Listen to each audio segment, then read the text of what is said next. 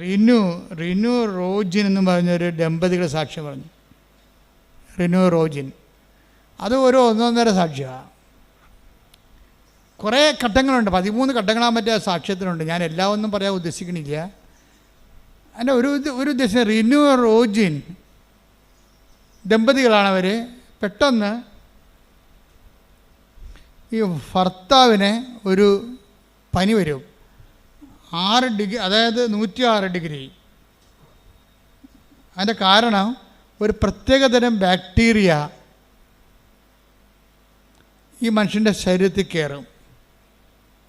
എവിടുന്നാണ് കയറിയെന്നൊക്കെ അവൾ പറയുന്നുണ്ട്. അത് അംബികസ്, അത് ശരിയാണോ ഇല്ലെന്ന് നമുക്ക് ടെസ്റ്റിഫൈഡ് അല്ലാത്തതുകൊണ്ട് ഞാൻ പറയണില്ല. പക്ഷെ പനി വിട്ട് മാറുന്നില്ല.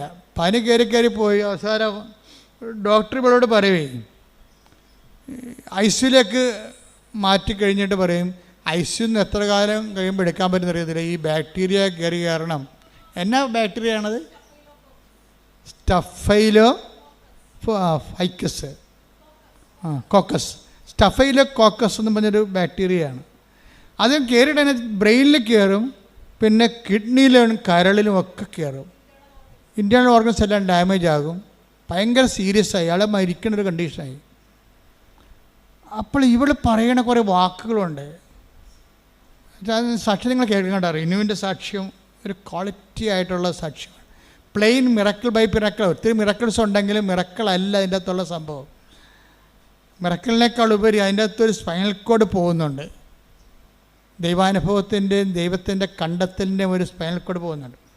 അപ്പോൾ ഇവൻ്റെ ഡെലിറിയം സിറ്റുവേഷൻ ദൈവം മരിച്ചു പോകുന്നുള്ള ചിന്ത വരുമ്പോൾ ഉടനെ ഇവൾ പറയണത്, എനിക്കൊരു അഭയവുമില്ല, ആകപ്പാടെ എനിക്കുള്ളത് എന്താണ്? എൻ്റെ ഉടമ്പടിയാണെന്ന്. ഓ, എന്നെ വർത്താന, വല്ലാത്ത വർത്താന. ആ ഒരു സിറ്റുവേഷനിലേ എനിക്ക് ആകപ്പാടെയുള്ള അഭയം. ഇതിന് മരുന്നില്ല, ഒരു ഓപ്പറേഷൻ വേണം, ഏതെല്ലാം ഓർഗൻസ് ഓപ്പറേറ്റ് ചെയ്യണമെന്നൊരു പിടിയില്ല. സർജൻ എപ്പോഴും എന്നെ കാണുമ്പോൾ പറയും, കാശ് റെഡിയാക്കിക്കോ. സർജനെ കാണുമ്പോഴൊക്കെ പേടിയാണ്. ആ മനുഷ്യൻ പിടിക്കുന്ന 2 കാര്യം പറയാനാണ്. എന്താണ്?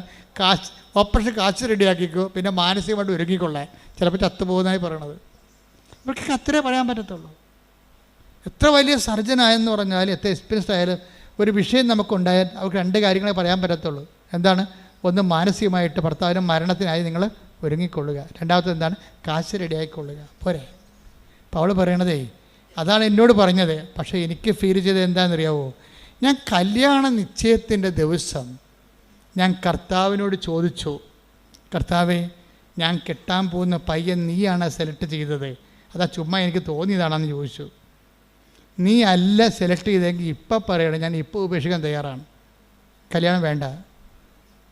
എന്നിട്ട് ഇവിടെ വന്നിട്ട് കല്യാണ നിശ്ചയത്തിൻ്റെ തലേ ദിവസം വിശ്വാസപ്രമാണം ചൊല്ലും. ഒരു റിലേഷൻ കണ്ട.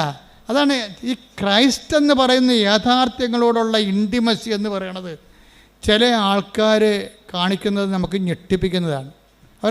അവർ കല്യാണ നിശ്ചയത്തിൻ്റെ തലേ ദിവസം പറയണേ, കർത്താവേ, ഈ കെട്ടാൻ പോണ പയ്യൻ നിൻ്റെ സെലക്ഷനാണോ, അതോ മാനുഷികമായിട്ടുണ്ടായ സംഭവമാണോ ഇത്?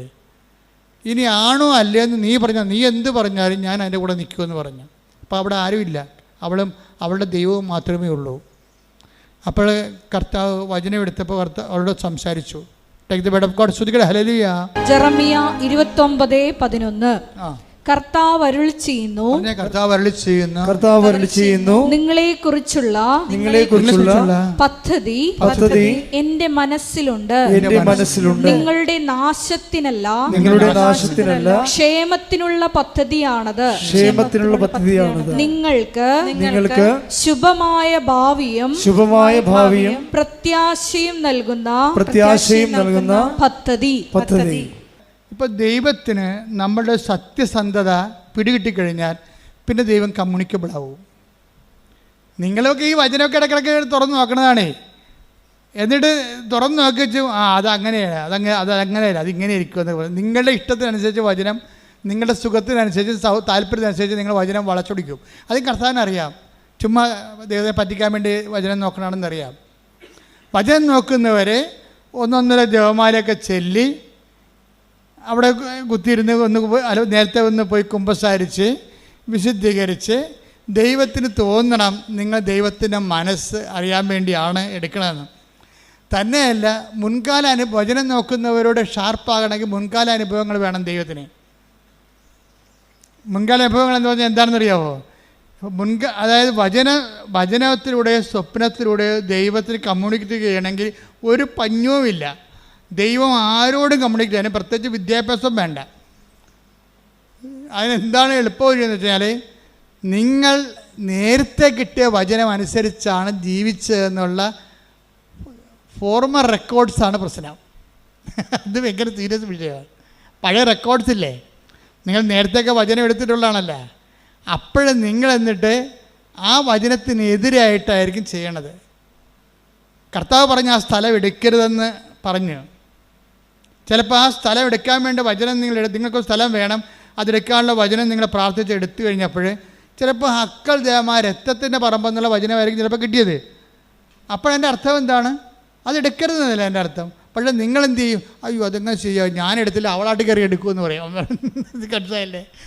വേറെ ഒരുത്തി വീടിൻ്റെ പുറകിൽ താമസിക്കുന്നുണ്ട്, ഞാനെടുത്തില്ലെങ്കിൽ ആ പറമ്പ് അവൾ കയറി അടിക്കും, പിന്നെ അവളുടെ പൊങ്ങച്ചത് ഞാൻ കാണണം.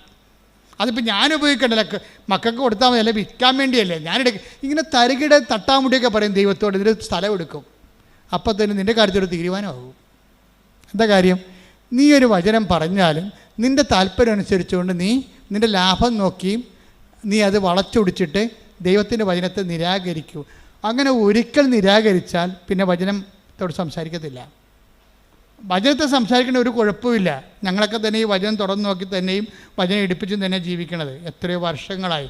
Sharp ഷൂട്ടാണ്, correct. 2+2 4 പറയത്തുള്ളൂ, അല്ലാതെ 4.1 ഒന്നും പറയത്തില്ല. ദൈവം ഇൻട്രാക്ട് ചെയ്യണമല്ല, എൻ്റെ മീഡിയം അതാണ്. എല്ലാ സമയത്തുമൊക്കെ നമ്മളുടെ കൂടെ ഇങ്ങനെ നിഴല് പോലെ ഇങ്ങനെ ദൈവം സഞ്ചരിക്കും. ഉടമ്പടി പോലെ ഇങ്ങനെ സഞ്ചരിക്കാൻ പറ്റിയ ഒരു സംഭവമില്ല. കാര്യം മറ്റേത് പ്രാർത്ഥന നോക്കിയാലും ഉടമ്പടി 10 പേരെടുത്താൽ അവർ സത്യസന്ധരാണെങ്കിൽ 10 പേരുടെ കൂടെയും ദൈവം സഞ്ചരിക്കും. സ്വപ്നം, ദർശനമെങ്കിൽ ദർശനം. ഇപ്പം കഴിഞ്ഞ ദിവസം ഒരു മോൾ സാക്ഷ്യം പറഞ്ഞു, ദൈവമേ നീ എന്നെ കൈവിട്ടാ, ഞാൻ പാപ്പരായല്ല എന്ന് ഞാൻ ചിന്തിച്ച് വിഷമിക്കണ ആ സമയത്ത് തന്നെ കൃപാസനത്തിൽ മാതാവിൻ്റെ മുമ്പിൽ 16 നൂറുകണക്കിന് മെഴുകുതിരി കത്തിക്കണ മാതാവിൻ്റെ ഫണ്ട് വശത്ത് ഞാൻ നിൽക്കുമ്പോൾ എനിക്കടിക്കണ ഒരു മെഴുകുതിരിയുടെ ഉരുകിയ മണമുണ്ട്, അതെന്നെ പാസ് ചെയ്ത് പോയെന്ന്. അപ്പോൾ എനിക്ക് മനസ്സിലായി അമ്മ കൈവിട്ടിട്ടില്ല, അമ്മ എൻ്റെ കൂടെയുണ്ടെന്ന്. അതായത് ഇപ്പം ഞാൻ തന്നെ, അതായത് ഞാൻ കഴിഞ്ഞ ദിവസങ്ങളിൽ എനിക്കൊരു അമേരിക്കൻ ധ്യാനം വന്നു. അപ്പോൾ ഞാൻ കൽക്കട്ടയിൽ പോയി വിസ ഇൻ്റർവ്യൂ നിൽക്കുകയാണ്. അപ്പോൾ എൻ്റെ 160 ഫോം കാണാനില്ല പോയി. അപ്പോൾ ഞാനവിടെ അത് പോയാൽ പിന്നെ ഇൻ്റർവ്യൂ നടക്കത്തില്ല. ഞാനവിടെ നിന്ന് കൂളായിട്ട് ജവമാല ചൊല്ലിക്കൊണ്ട് നിൽക്കുകയാണ്. അപ്പോൾ അവരയാൾ പറഞ്ഞ് കയറാൻ പറ്റത്തില്ല, നിങ്ങളുടെ ബയോമെട്രിയുടെ പേപ്പർ കാണാനില്ലെന്ന് പറഞ്ഞു. അപ്പോൾ ഞാൻ അവിടെ കൂടാതെ നിൽക്കുകയാണ്. ഞാൻ കൂടെ നിൽക്കണം. സാർ എൻ്റെ ഉണ്ടായിരുന്നതാണ്, 25 കിലോമീറ്റർ അകലെയാണ് എൻ്റെ ഹോട്ടൽ, വേണമെങ്കിൽ ഇപ്പോൾ എടുത്തുകൊണ്ട് വരാം, പക്ഷേ ഇവിടെ എൻ്റെ രേഖകൾ കാണുമല്ലോ, സാർ ഒന്ന് സഹായിക്കണമെന്നൊക്കെ പറഞ്ഞു. ഞാൻ നിൽക്കണം. അങ്ങനെ നിൽക്കുമ്പോൾ ഞാൻ ഓർത്തത്, ഈശോ ഇതിൻ്റെ അകത്ത് വല്ല കേസും ഉണ്ടോ എന്ന് ചോദിച്ചു. കേസ്. അപ്പോൾ എന്നിട്ട് അവസാനം ഈ മനുഷ്യന് ഒരു അറിവ് തോന്നിയിട്ട് അവിടെ ഇൻ്റർവ്യൂവിൻ്റെ ഇടയ്ക്കൂടി എന്നെ കയറ്റിക്കൊണ്ടുപോയി അവിടെ ഇൻ്റർവ്യൂ നടക്കി.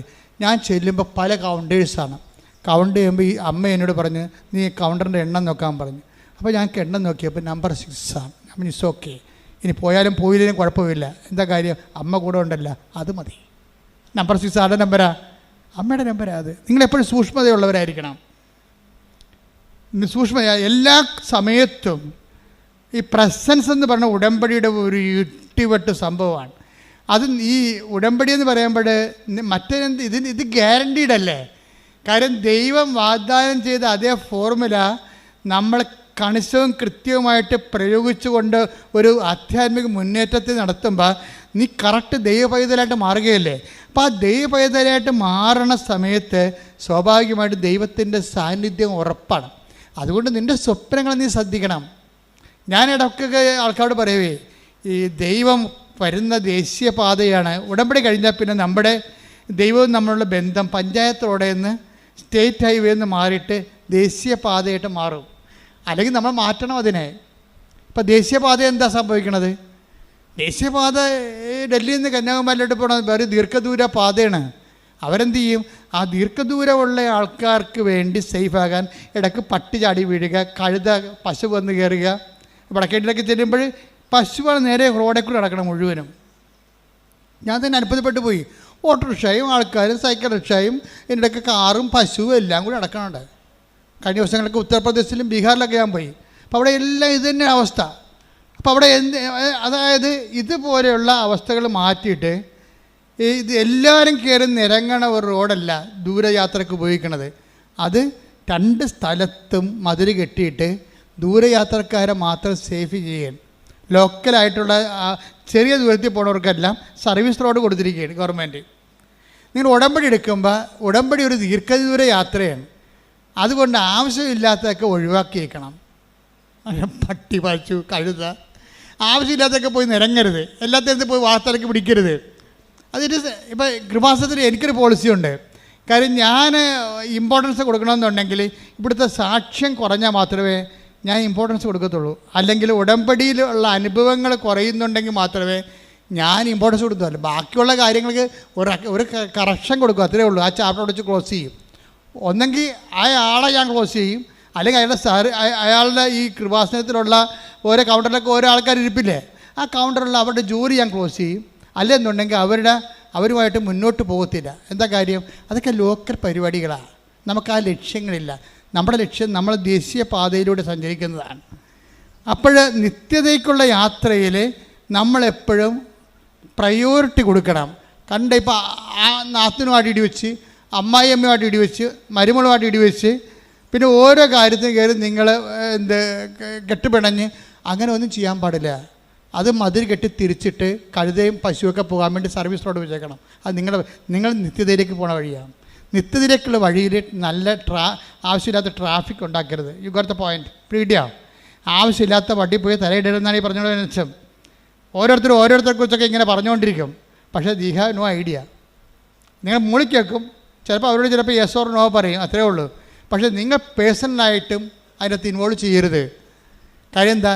നിങ്ങൾ ഉടമ്പടിയിലാണ് പ്രാർത്ഥിക്കുക. കർത്താവായ ദൈവമേ, അങ്ങയുമായി ഉടമ്പടിയിലായിട്ടുള്ള നിത്യതയുടെ ദേശീയപാതയിൽ സഞ്ചരിക്കുന്ന എന്നെ ആ പാതയിലൂടെ നിത്യത വരെ സഞ്ചരിക്കുന്നതിന് പിൻപിടുത്തം ചെയ്യുന്ന എല്ലാ വിഷയങ്ങളുടെ മേലും എനിക്ക് വിടുതൽ നൽകണമേ. ശ്രദ്ധിക്കട്ടെ.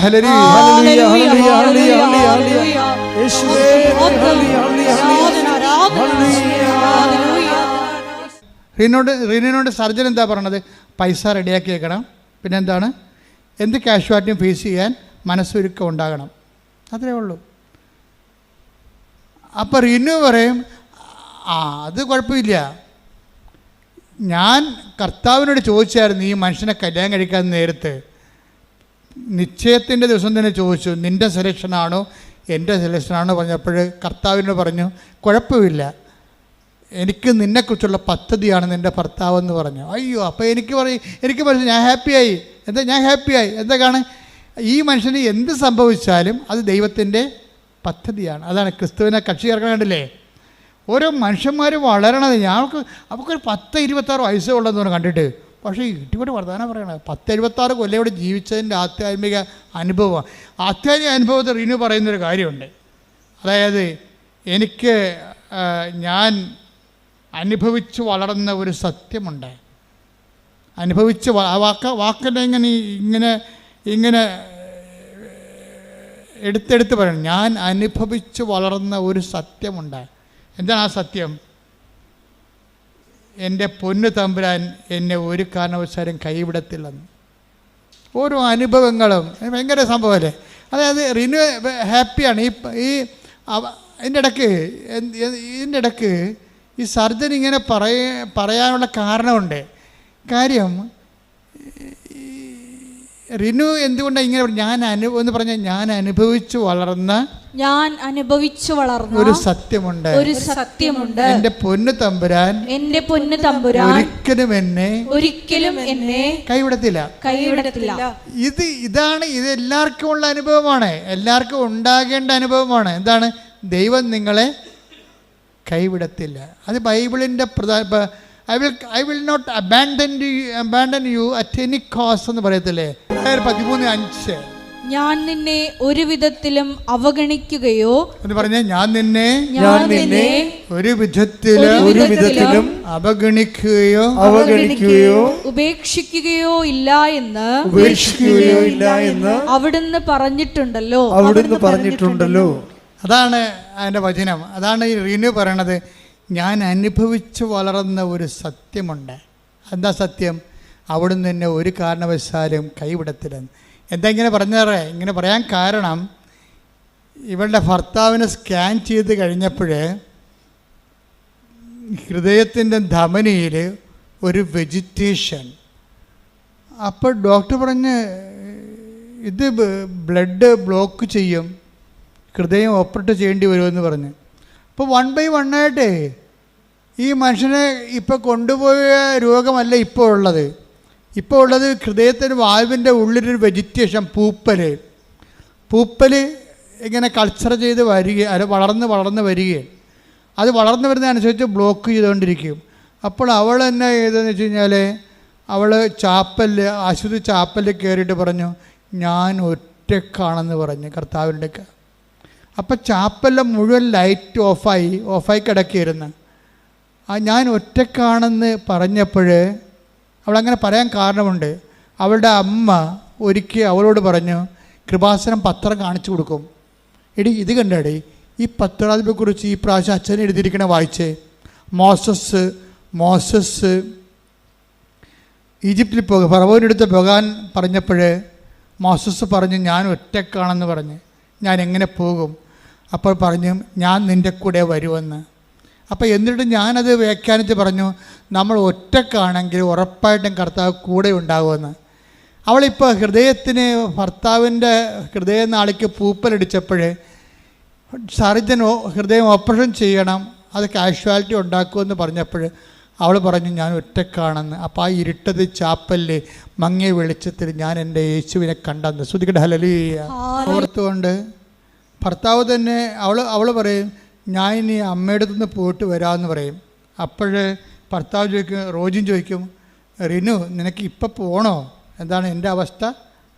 മോശമാണ്, ചിലപ്പോൾ നീ വരുമ്പോൾ ഞാൻ ഉണ്ടായില്ലെന്ന് വരും. ആ ചോദ്യം കേൾക്കുന്നത് നമ്മളെ കണ്ടാലേ അത് മനസ്സിലാകത്തുള്ളൂ. ഇവൾ പറയും, ഞാൻ ഇനിയിപ്പോൾ ഒരു തീരുമാനത്തിൻ്റെ സമയമായില്ലേ, ഇനി ഞാൻ അമ്മയെടുത്ത് പോയിട്ട് വരാമെന്ന് പറയും. അമ്മയെടുത്ത് വരാൻ പോകുമ്പോൾ ഭർത്താവ് തേങ്ങും, റീനു നിനക്ക് ഇപ്പം പോകണോ എന്ന് ചോദിക്കും. അപ്പോൾ റീനു പറഞ്ഞ ഉത്തരവുണ്ട്, റോജിൻ ഞാൻ എപ്പോഴെങ്കിലും പോയപ്പോൾ നിങ്ങൾക്ക് ഗുണമല്ലാതെ ദോഷം വന്നിട്ടുണ്ടോയെന്ന് ചോദിക്കും. അപ്പോൾ എന്നാൽ നീ പോകാൻ പറയും. ഇവൾ പോയിട്ട് തിരിച്ചു ചെല്ലുമ്പോൾ ഈ വെജിറ്റേഷൻ കാണാനില്ലെന്ന് ഡോക്ടർ പറയും. ഹല്ലേലൂയ ഹല്ലേലൂയ ഹല്ലേലൂയ. അതാണ് റിന്യൂ പറയണത്. ഞാൻ അനുഭവിച്ച് വളർന്ന ഒരു സത്യമുണ്ട്. എന്താണ്? ഞാൻ അനുഭവിച്ച് വളർന്ന ഒരു സത്യമുണ്ട്. എന്താണ്? എൻ്റെ ദൈവം ഒരിക്കലും എന്നെ ഉപേക്ഷിക്കത്തില്ല. ഇത് നമ്മളെല്ലാവരും അനുഭവിച്ച് വളരേണ്ട സത്യമാണ്. ഈ ഉടമ്പടി നിന്നോട് പറയണ എന്താ? ഉടമ്പടി ആക്കിയതിൻ്റെ കാര്യം എന്താണ്? ബയലാറ്ററൽ എഗ്രിമെൻറ്റിലൂടെ നിൻ്റെ കർത്താവിൻ്റെ കരങ്ങളെ നിന്നെ പിടിപ്പിക്കാൻ വേണ്ടി തന്നെയാണ്. നിങ്ങൾ ഒരുമിച്ചല്ലേ ഇനി യാത്ര വരണ ദൈവമായിട്ട്. ആ ഒരുമിച്ച് യാത്രയാകാൻ വേണ്ടിയാണ് നിങ്ങളോട് പല സമയത്തും ദൈവത്തിൻ്റെ സാന്നിധ്യത്തിൻ്റെ ഒരു അറ്റ്മോസ്ഫിയറും ആംബിയൻസും ക്രിയേറ്റ് ചെയ്യാൻ വേണ്ടിയാണ് അവൻ പറയണ പോലെ നമ്മൾ ചെയ്യണത്. പിടികിട്ടിയാ? അത് നിങ്ങൾ മനസ്സിലാക്കണം. ഈ ആംബിയൻസ് ആൻഡ് അറ്റ്മോസ്ഫിയർക്ക് നമ്മൾ ദൈവത്തിൻ്റെ സാന്നിധ്യം ഗ്യാരണ്ടി ചെയ്യണ ഒരു ആംബിയൻസ്, ഒരു അറ്റ്മോസ്ഫിയർ, ഒരു സാഹചര്യം, ഒരു കാലാവസ്ഥ നമ്മൾ രൂപപ്പെടുത്തിയെടുക്കുന്നതിൻ്റെ ഉദ്ദേശം എന്താ? അതുകൊണ്ടാണ് ഈ റിന്യൂ പറയവേ, എൻ്റെ ഭർത്താവ് ഇങ്ങനെ മരണത്തോട് നോക്കി നിൽക്കുമ്പോഴും എൻ്റെ മനസ്സിൽ ഞാൻ കർത്താവിന് പറയും, കർത്താവേ കല്യാണ നിശ്ചയത്തിൻ്റെ തലേ ദിവസം ഞാൻ നിന്നോട് ചോദിച്ചതല്ലേ നിൻ്റെ സെലക്ഷനാണോ എന്ന്. അപ്പോൾ നീ പറഞ്ഞില്ലേ നിൻ്റെ പദ്ധതിയാണെന്ന്. അപ്പോൾ എനിക്ക് പ്രശ്നമില്ല, എന്തെങ്കിലും വന്നാൽ നീ നോക്കിക്കൊള്ളുമല്ല. എന്നിട്ട് ഇന്നും അതിനെ കൺക്ലൂഡ് ചെയ്യുന്ന രീതിയുണ്ട്.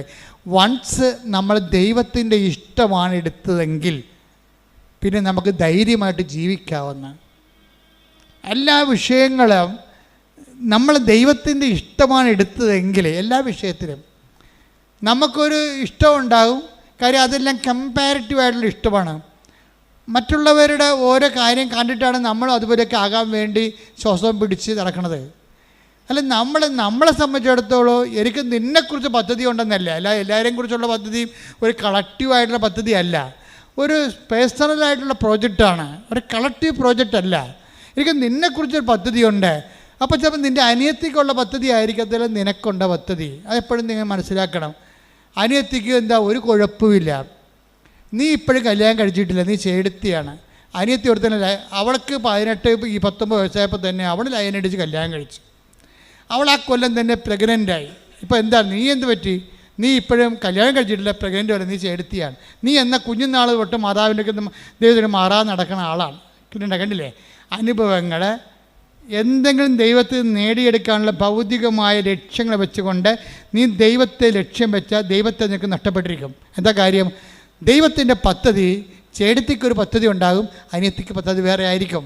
അതുകൊണ്ടാണ് പറയണത് 29:11, എനിക്ക് നിന്നെക്കുറിച്ച് പദ്ധതി ഉണ്ടല്ല, നിങ്ങളെക്കുറിച്ച് കുടുംബത്തിൽ മൊത്തം പദ്ധതി ഉണ്ടെന്നല്ല, ചില പദ്ധതികൾ പേഴ്സണലാണ്. പ്രാർത്ഥിക്കുക, കർത്താവായ ദൈവമേ, എൻ്റെ ജീവിതത്തിന്റെ അനുഭവങ്ങളെ മറ്റുള്ളവരുമായി താരതമ്യം ചെയ്യാതെ അത് ദൈവവും ഞാനും തമ്മിലുള്ള നിത്യരക്ഷയെ അവലംബമാക്കുന്ന ദൈവത്തിന്റെ സ്വകാര്യ സ്നേഹത്തിന്റെ പദ്ധതിയാണെന്ന് വിവേചിച്ച് മനസ്സിലാക്കാൻ എനിക്ക് പ്രത്യേക അഭിഷേകം നൽകണമേ. ശ്രദ്ധിക്കണേ.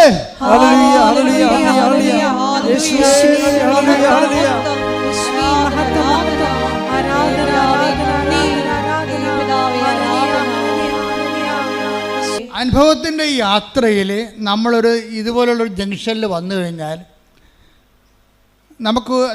നമ്മൾ അഭിമുഖീകരിക്കേണ്ടി വരുന്ന ഒരു യാഥാർത്ഥ്യം എന്ന് പറയുന്നത്, നമ്മുടെ അപേക്ഷയും ആവശ്യവും ചില സമയത്ത് രണ്ടായിരിക്കും. അനുഭവത്തിൻ്റെ യാത്രയിൽ നമ്മളൊരു ജംഗ്ഷനിൽ വന്നു കഴിഞ്ഞാൽ, ജംഗ്ഷൻ എന്നിട്ട് അങ്ങോട്ട് പോകണം ഇങ്ങോട്ട് പോകണം എന്നറിയാൻ പല തിരഞ്ഞെടുപ്പിൻ്റെ മുഖത്തേക്ക് വന്നു കഴിഞ്ഞാൽ നമ്മൾ ശ്രദ്ധിക്കേണ്ട ഒരു കാര്യം, ചില വിഷയങ്ങൾക്ക് ചിലപ്പോൾ നമ്മളുടെ അപേക്ഷ വേറെ ആവശ്യം വേറെ ആയിരിക്കും. നമ്മുടെ ആവശ്യം എന്താണെന്ന് ദൈവത്തിന് കൃത്യമായിട്ട് അറിയാം. ഇപ്പം തന്നെ ഞാനൊരു ഉദാഹരണം പറയട്ടെ നിങ്ങളോട്. നമ്മുടെ ഈ പത്രോസില്ലേ, പത്രോസ് സുമന്ദ്ര ദേവാലയത്തിലോട്ട് പോകുന്ന ഒരു സംഭവം ബൈബിൾ പറയുന്നുണ്ട്. അപ്പോൾ ഒരു മുടന്തൻ അവിടെ കുത്തിയിരിപ്പുണ്ട് അല്ലേ. ആ മുടന്തൻ എന്താ ചെയ്യണത്? മുടന്തൻ പത്രോസിനെ കാണുമ്പോൾ കൈ നീട്ടും. എന്തിനാണ് കൈ നീട്ടണത്? അയാളിൽ നിന്ന് വല്ലതും കിട്ടുമെന്ന് ഓർത്തിട്ടാണ് കൈ നീട്ടണം. മുടന്തൻ്റെ ആവശ്യം എന്താ? മുടന്തൻ്റെ അപേക്ഷ എന്താ? വല്ലതും ഒരു തുട്ട് കിട്ടുക അല്ലേ, 10-12 രൂപ കിട്ടുക എന്നുള്ളതാണ് പുള്ളിയുടെ ആവശ്യം. പക്ഷേ പത്രോസ് വിവേചിക്കണേ എന്താണ്? ആവശ്യമല്ല, പിന്നെന്താണ്? അല്ല, അപേക്ഷ അല്ല, പിന്നെന്താണ്? ആവശ്യമാണ്. അവൻ്റെ ആവശ്യം എന്താണ്? ഇവൻ്റെ ആവശ്യം മുടന്ത് മാറ്റുകയാണ്. ഇത് തന്നെ ഈ നിയോഗം വെക്കുമ്പോൾ ശ്രദ്ധിക്കേണ്ട കാര്യമാണ്. ആ 3:5 എടുത്തേ, നടപടി പുസ്തകം. നടപടി 3:5. അവരുടെ പക്കൽ നിന്ന് എന്തെങ്കിലും കിട്ടുമെന്ന് പ്രതീക്ഷിച്ച് പറഞ്ഞ് അവരുടെ പക്കൽ നിന്ന് എന്തെങ്കിലും കിട്ടുമെന്ന് പ്രതീക്ഷിച്ച് അവൻ അവരെ നോക്കി പത്രോസ് പറഞ്ഞു, വെള്ളിയോ സ്വർണമോ എന്റെ കയ്യിലില്ല, എനിക്കുള്ളത് ഞാൻ നിനക്ക് തരുന്നു. നസ്രായനായ യേശുക്രിസ്തുവിന്റെ നാമത്തിൽ എഴുന്നേറ്റ് നടക്കുക. ഇതാണ് ദൈവത്തിന്റെ ആവശ്യം. എന്താണ്? അവൻ എഴുന്നേൽപ്പിച്ച് നടത്തിയിട്ട് കാര്യം അവിടെ ഉണ്ട്. അവൻ എഴുന്നേറ്റ് നടന്നപ്പോൾ എന്താ സംഭവിച്ചത്? ഇവന് വല്ലതും 2 വെള്ളിത്തുട്ട് കൊടുത്തെങ്കിൽ ഒരു മനുഷ്യൻ അറിയത്തില്ല, അവനും 10 ദിവസം അറിയത്തുള്ളൂ. അവൻ എഴുന്നേൽപ്പിച്ച് നടത്തി കഴിഞ്ഞപ്പോൾ എന്താ സംഭവിച്ചത്? നാട്ടുകാരെല്ലാം പറഞ്ഞു, എടാ ഇവനല്ല ആ സുന്ദര കവാടത്തിൽ ഇരുന്നുകൊണ്ട് തെണ്ടിക്കൊണ്ടിരുന്ന ആള്, ഇവൻ്റെ കാലിപ്പോൾ സുഖപ്പെട്ടല്ലേ. ആരാണ് സുഖപ്പെട്ടത്? അത് യേശു. കണ്ടാ, സുവിശേഷം പോണ കണ്ടില്ലേ? സുവിശേഷം പ്രചരിക്കണ കണ്ടില്ലേ? ഇതാണ് ഇതിൻ്റെ അകത്ത് ഗുഡ്നസ് എന്ന് പറയണത്. നമ്മുടെ അപേക്ഷ മാത്രമാണെങ്കിൽ അതിനെ അഡ്രസ്സ് ചെയ്യാൻ ദൈവം അത്രയ്ക്ക് ഇൻട്രസ്റ്റ് അല്ല. അത് നിങ്ങൾ പഠിക്കണം. ദൈവത്തിൻ്റെ ഉദ്ദേശം എന്താണ്? യേശു ക്രിസ്തുവിനെ ചർച്ചാ വിഷയമാക്കണം. മനസ്സിലായില്ലേ? ഇപ്പോൾ പിടികിട്ടില്ല ഞങ്ങൾ. അതാണ് അവർ പറഞ്ഞത്. അവൻ അപേക്ഷിച്ചു. അപ്പോൾ പത്രോസ് അവൻ്റെ അപേക്ഷ സ്വീകരിച്ചില്ല. മറിച്ച് എന്താണ്? അവൻ്റെ ആവശ്യം മനസ്സിലാക്കിയിട്ട് പറഞ്ഞു, പൊന്നും വെള്ളിയും ഒന്നും എൻ്റെ ഇല്ല. നീ ചോദിച്ചത് പൊന്നെന്ന് പറയുന്നത് റോമൻ നാണയമാണ്, വെള്ളി എന്ന് പറയുന്നത് ഇസ്രായേലിൻ്റെ നാണയമാണ്. അപ്പോൾ റോമാക്കാരൻ്റെ നാണയം എൻ്റെ കയ്യിലില്ല, ഇസ്രായേൽക്കാരൻ്റെ നാണയം എൻ്റെ കയ്യിലില്ല, എൻ്റെ മനസ്സിലെ കാലിയാണ്. പക്ഷേ എനിക്ക് വേറെ ഒരു സ്വത്തുണ്ട്. അതെന്താണ്? The name of Jesus Christ, നസ്രായന, യേശുവിൻ്റെ നാമം. ഇത് ഞാൻ പഠിച്ചത് വെറുതെ പഠിച്ചതല്ല. അവനെ അകലക്കുടിയാണെങ്കിൽ അവൻ്റെ കഷ്ടകാലത്ത് അകലക്കുടിയാണെങ്കിൽ അനുഗമിച്ചുകൊണ്ട് ഞാൻ പഠിച്ചതാണ്. അവൻ എന്നോട് പറഞ്ഞിട്ടുണ്ടായിരുന്നു പണ്ട്, എന്നെ അനുഗമിക്കാൻ ആഗ്രഹിക്കുന്നവൻ സ്വയം പരിത്യജിക്കണം, എൻ്റെ കൂടെ വരണമെന്ന്. അങ്ങനെ പല പരിത്യാഗങ്ങളിലൂടെ ഞാൻ അവൻ്റെ കൂടെ പോയി പഠിച്ചെടുത്തതാണ്. ഇപ്പം അവനാണ് എൻ്റെ ഉള്ളിൽ, അതാണ് എൻ്റെ സ്വത്ത്. റോമാക്കാരൻ്റെ പൊന്ന് നാണയമല്ല, ഇസ്രായേൽ ഗവൺമെൻറ്റിൻ്റെ വെള്ളി നാണയമല്ല. എനിക്കുള്ളത് ഞാൻ നിനക്ക് തരുന്നു. Stand up in the name of Jesus Christ. കർത്താവിൻ്റെ നാമത്തിൽ നീ എഴുന്നേറ്റ് നടക്കാൻ പറഞ്ഞപ്പോൾ അവൻ ചാടി എഴുന്നേറ്റ്. അവരെ കണ്ടവരെല്ലാം പറഞ്ഞു, ഇവനല്ലേ അവിടെ സുന്ദര കവാടത്തിൽ എത്ര വർഷമായി അവിടെ കുത്തിയിരുന്ന് തെണ്ടിയത്. ഇപ്പോൾ എനിക്ക് സുഖം പ്രാപിച്ചു. അവനെ കർത്താവ് സുഖപ്പെടുത്തി. എൻ്റെ ദൈവത്തിലെ നിൻ്റെ അപേക്ഷകളെക്കാളും നിൻ്റെ ആവശ്യങ്ങൾ പരിഗണിക്കുന്ന ഒരു ദൈവത്തിൻ്റെ മുമ്പിൽ സാക്ഷിയാകാൻ നീ തയ്യാറായാൽ നിൻ്റെ ഉടമ്പടി ഇന്ന് ക്രാക്കാകും. കൈയടിക്കട്ടെ, ശ്രുതികടാലാവുന്ന രീതിയിലാണ് ദൈവം എല്ലാം ക്രമീകരിക്കുന്നത്. അല്ല, നിൻ്റെ സ്വകാര്യമായൊരു വിഷയം സ്വകാര്യമായി പരിഗണിക്കുകയല്ല. നിൻ്റെ അപേക്ഷയേക്കാൾ ഉപരി നിൻ്റെ ആവശ്യത്തിനാണ് ദൈവം പ്രാധാന്യം കൊടുക്കുന്നത്. അതുകൊണ്ടാണ് 6:33 പറയുന്നത്, നിൻ്റെ ആവശ്യം എന്തെന്ന് സ്വർഗസ്ഥനായ പിതാവ് അറിയുന്നു. നീ ആദ്യം ദൈവരാജ്യവും അതിന് നീതിയും അന്വേഷിക്കുക. ബാക്കിയുള്ളതെല്ലാം, നിൻ്റെ ആവശ്യങ്ങളെല്ലാം, നിൻ്റെ അപേക്ഷകളെല്ലാം ദൈവം ചേർത്ത് നൽകുന്നതാണ്. കർത്താവ് നിൻ്റെ ഉന്നതമായ നാമത്തിന് സ്തോത്രം ചെയ്യുന്നു. കർത്താവ് അങ്ങയുടെ മക്കൾ, അങ്ങയുടെ അവകാശവും ഓഹരിയുമാകുന്ന മക്കൾ, ഇവിടെ തീർത്ഥാടനത്തിൽ പ്രാർത്ഥിക്കുന്നവരും ഓൺലൈനായി പ്രാർത്ഥിക്കുന്നവരും ഈ ധ്യാനം എപ്പോഴെല്ലാം എവിടെ വെച്ചെല്ലാം ഏതെല്ലാം കാലങ്ങളിൽ ആരെല്ലാം കേൾക്കുന്നുവോ അവിടെ വരെല്ലാം ദൈവത്തിൻ്റെ കൃപ ശക്തിയായി ഒഴുകട്ടെ. സ്തുതിക്കട്ടെ. ഹല്ലേലൂയ, ഹല്ലേലൂയ, ഹല്ലേലൂയ. യേശുവേ നന്ദി. ഹല്ലേലൂയ, ഹല്ലേലൂയ, ഹല്ലേലൂയ, ഹല്ലേലൂയ. യേശുവേ ആരാധന, ആരാധന. യേശുവേ നന്ദി, യേശുവേ മഹത്വം. ഹല്ലേലൂയ. പിന്നെ മക്കളെ, വളരെ ദൈവത്തിൻ്റെ കൃപ, ശക്തി, വിടുതൽ, സൗഖ്യമൊക്കെ കരനടിക്കുമ്പോൾ നിറഞ്ഞു നിൽക്കുന്ന ഒരു സമയമാണ്. നിങ്ങൾ ഹൃദയത്തെ സന്തോഷിക്കണം. വിഷാംശം ശരീരത്തിൽ പ്രവേശിച്ചവരെ കർത്താവിൻ്റെ വിശുദ്ധമായ രക്തം കലർത്തിക്കൊണ്ട് അവരുടെ കെടു രക്തത്തിൽ നിന്ന് അവരെ വിശുദ്ധീകരിച്ചുകൊണ്ട് ത്വക്ക് രോഗങ്ങളിൽ നിന്നും മറ്റു രോഗങ്ങളിൽ നിന്നും മാംസത്തിൻ്റെ ചൊറിഞ്ഞു പൊട്ടകളിൽ നിന്ന് സുഖപ്പെടുന്ന സന്ദേശമുണ്ട്. ശ്രുതിക്കട്ടെ.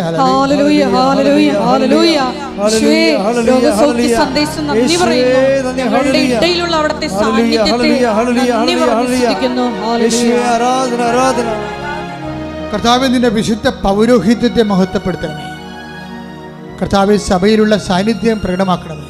ഈശോ മുടന്തനെ പോലെ ക്രിസ്തുവാണ് എന്നെ സുഖപ്പെടുത്തിയതെന്ന് നാട് മുഴുവൻ പറഞ്ഞു നടക്കുമ്പോൾ, അവനെ നേരത്തെ അറിയാമായിരുന്നവനെ അവന് സംഭവിച്ച മാറ്റങ്ങൾ തിരിച്ചറിയുമ്പോൾ ജനങ്ങളും രാജ്യങ്ങളും ക്രിസ്തുവിലേക്ക് തിരിച്ചു വരാൻ വേണ്ടി ദൈവമേ ഞങ്ങളെ സുവിശേഷത്തിന്റെ ഉപകരണങ്ങളാക്കണമെന്ന് പ്രാർത്ഥിച്ചുകൊണ്ട് ശ്രദ്ധിക്കട്ടെ.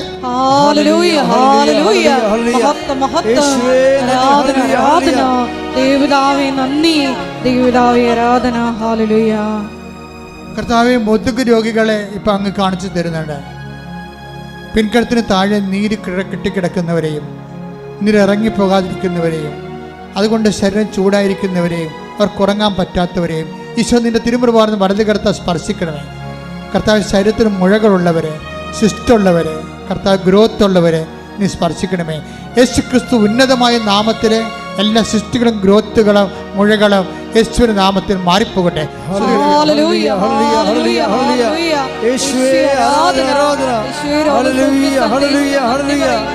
ഹല്ലേലൂയ. മഹത്വം മഹത്വം. കക്ഷത്തിനും മടക്കുകളിലും കാലിനും മടക്കുകളിലും ചൊറിഞ്ഞു പൊട്ടുകയും അത് അലർജി ആവുകയും വെള്ള പാണ്ടാടെ മാറുകയും ചെയ്യുന്ന വ്യക്തികളെ കർത്താവ് സൗഖ്യപ്പെടുത്തിക്കൊണ്ടിരിക്കുന്നു. കർത്താവ് നിന്റെ തിരുമുറവാർന്ന് അണിപ്പെടുതാർന്ന വലതുകരം ഓരോ മകളുടെ മേലും വെക്കണമെന്ന് പ്രാർത്ഥിക്കുന്നു. കണ്ണ് സന്ധിബന്ധങ്ങളിൽ കർത്താവിൻ്റെ രക്തം നിറയട്ടെ. മാംസപേശികളിൽ കർത്താവിൻ്റെ രക്തം നിറയട്ടെ. ഉച്ചമുതൽ ഉള്ളംകാല് വരെ കർത്താവിൻ്റെ രക്തം നിറയട്ടെ. എല്ലാ രോഗങ്ങളും മാർഗ രോഗങ്ങളും യേശുക്രിസ്തു നാമത്തിൽ, യേശുക്രിസ്തുവിന്റെ വിശുദ്ധമായ രക്തത്താൽ എല്ലാ അലർജികളും യേശുവിന്റെ നാമത്തിൽ മാഞ്ഞു പോകട്ടെ. സ്തുതിക്കട്ടെ. ഹല്ലേലൂയ ഹല്ലേലൂയ ഹല്ലേലൂയ. യേശുവേ നന്ദി. ഹല്ലേലൂയ ഹല്ലേലൂയ ഹല്ലേലൂയ ഹല്ലേലൂയ. യേശുവേ രോഗസൗഖ്യ സന്ദേശത്തിന് നന്ദി പറയുന്നു. കർത്താവ് 1 Corinthians 1:4 പ്രാർത്ഥിക്കുന്നു. Help those who are all kind of troubles. എല്ലാ തരത്തിലുള്ള ക്ലേശം അനുഭവിക്കുന്നവരെ സഹായിക്കും കർത്താവേ. കർത്താവ് ഓരോ തരത്തിലും ക്ലേശം അനുഭവിക്കുന്നവരെ കർത്താവേ അങ്ങ് അവർക്കെല്ലാം വേണ്ടി പ്രാർത്ഥിക്കുന്ന കർത്താവേ. അമ്മയെ പരിശുദ്ധമേ കൃപാസനത്താറെ ജീവനോടെ പ്രത്യക്ഷപ്പെടുക. ആ പ്രത്യക്ഷത്തിൻ്റെ സ്ഥിരീകരണത്തിനായി ആയിരക്കണക്കിന് ആരാധന നടത്തി ആരാധന സന്നിധാനത്തിൽ നിന്ന് യേശുക്രിസ്തു നാമത്തെ കൽപ്പിക്കുന്ന മാർഗരോഗങ്ങൾ, തീരാവേദികൾ, ജീവിത ദുരിതങ്ങൾ യേശു നാമത്തിൽ മാറിപ്പോകട്ടെ.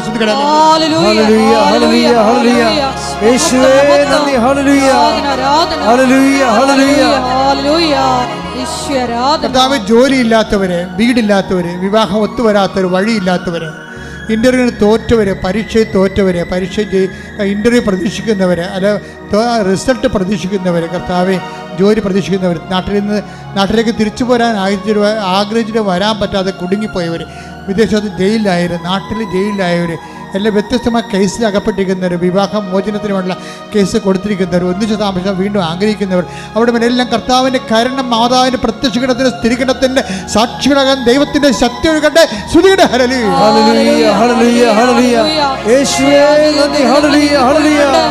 കർത്താവിൻ്റെ വിശുദ്ധ പൗരോഹിത്യത്തെ മഹത്വപ്പെടുത്തണമേ.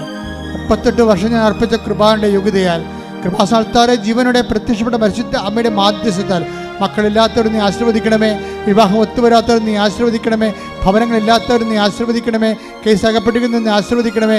പലതരത്തിലുള്ള ചീത്ത സ്വഭാവങ്ങളിൽ തെറ്റായ ബന്ധങ്ങൾ അകപ്പെട്ടിരിക്കുന്നവരെ നീ ആശീർവദിക്കണമേ. ജപ്തിയും അതുപോലെ തന്നെ സ്ഥലം വിൽക്കാനുള്ളവർ, അതുപോലെ തന്നെ ആധ്യാത്മികമായ തകർച്ച വന്നവർ, ആധ്യാത്മികമായ പാപകരമായ ജീവിത അവസ്ഥകളിൽ കുടുങ്ങിപ്പോയവർ, എല്ലാ മാരക പാപങ്ങളും ജീവിത സാഹചര്യങ്ങളും യേശു ക്രിസ്തുവിന്റെ നാമത്തിൽ ഡെലിവർ ആകട്ടെ. സ്തുതിയുടെ ഹല്ലേലൂയ ഹല്ലേലൂയ ഹല്ലേലൂയ ഹല്ലേലൂയ. യേശുവേ നന്ദി. ഹല്ലേലൂയ ഹല്ലേലൂയ. ദൈവം അത് നിന്നെ മാനിക്കും. നിന്റെ നിയോഗങ്ങളെ, എൻ്റെ നിയോഗങ്ങളെ കർത്താവ് മാനിക്കാൻ പോകുന്നു. എന്നെ സുവിശേഷത്തിന്റെ സാക്ഷിയാക്കാൻ പോകുന്നു. പറഞ്ഞേ, എന്റെ നിയോഗങ്ങളെ കർത്താവ് മാനിക്കാൻ പോകുന്നു, എന്നെ സുവിശേഷത്തിന്റെ സാക്ഷിയാക്കാൻ പോകുന്നു. ആവർത്തിച്ച് പറഞ്ഞേ, എന്റെ നിയോഗങ്ങളെ കർത്താവ് മാനിക്കുന്നു, എന്നെ സുവിശേഷത്തിന്റെ സാക്ഷിയാക്കാൻ പോകുന്നു. വീണ്ടും പറഞ്ഞേ, എന്റെ നിയോഗങ്ങളെ കർത്താവ് മാനിക്കുന്നു, എന്നെ സുവിശേഷത്തിന്റെ സാക്ഷിയാക്കാൻ പോകുന്നു. മൗനമായി പ്രാർത്ഥിക്കുക. ഇന്ന് ഇത്രയും വളരെ ഫെസ്റ്റിവലായിട്ടൊരു ദിവസമാണ്. ആ ഫെസ്റ്റിവലും കാർണിവലും ഒന്നും നോക്കാതെ കർത്താവിൻ്റെ തിരുസേനയിൽ നീ വന്നിട്ടുണ്ടെങ്കിൽ നിൻ്റെ വിശ്വാസം വലുത് തന്നെയാണ്. ദൈവം തീർച്ചയായിട്ടും മാനിക്കും.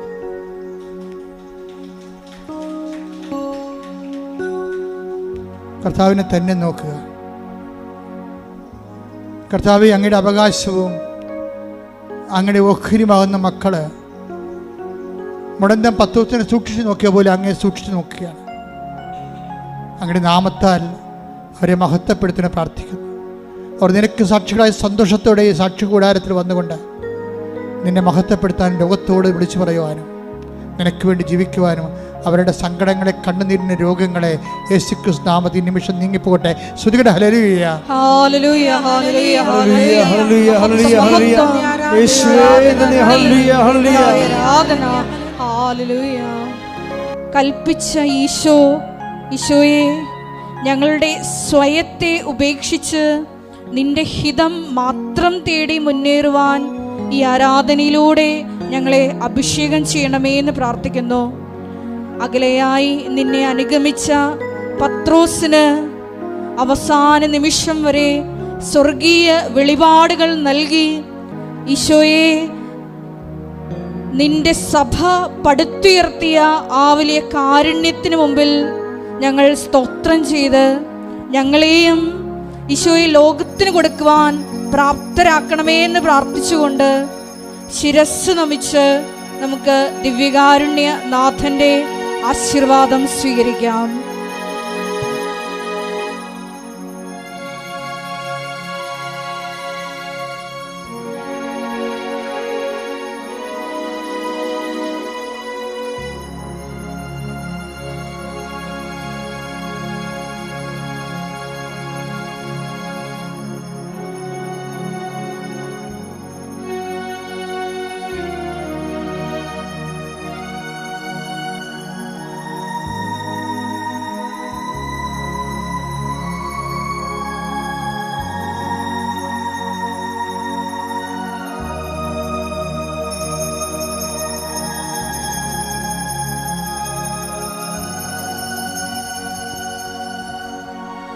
പരിശുദ്ധ പരമമാ ദിവ്യകാരുണ്യമേ,